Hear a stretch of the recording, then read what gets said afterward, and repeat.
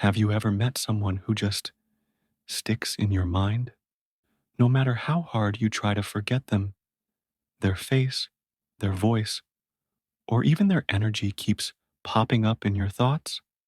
Maybe it's an old flame, a friend, or even someone you barely know. Why does this happen? Why can't you let them go? Well, according to the legendary psychologist Carl Jung, it might not be about them at all. It might be about you. Let me tell you a story.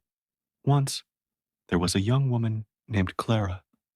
Clara was smart, ambitious, and had a life that seemed perfect on the surface. But there was one problem.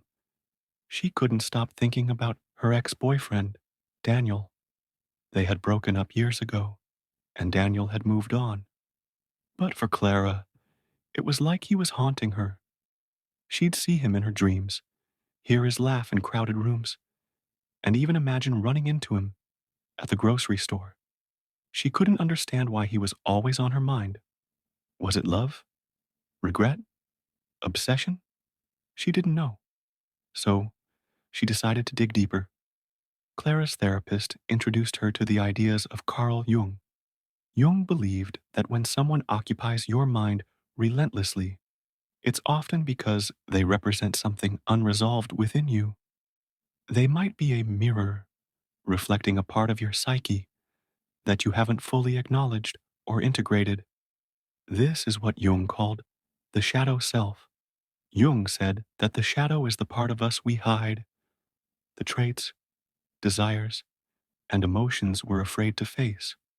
Maybe it's our anger, our vulnerability, or even our untapped potential. When someone triggers these hidden parts, they become a magnet for our attention. For Clara, Daniel represented something she hadn't fully processed, her fear of abandonment. Every time she thought of him, it wasn't really about him, it was about her own unresolved pain. Clara began to realize that Daniel wasn't the problem. He was just a symbol of something deeper. By confronting her shadow, her fear of being left behind, she started to heal. Slowly, the thoughts of him faded. She didn't need to forget him. She needed to understand what he represented. So, if there's someone who's always on your mind, ask yourself, what part of me are they reflecting? What am I avoiding? Jung believed that the people who haunt us are often messengers, pointing us toward the parts of ourselves we need to heal. It's not about them, it's about you. And once you face that, you'll find freedom. Next time someone lingers in your thoughts, don't push them away. Thank them.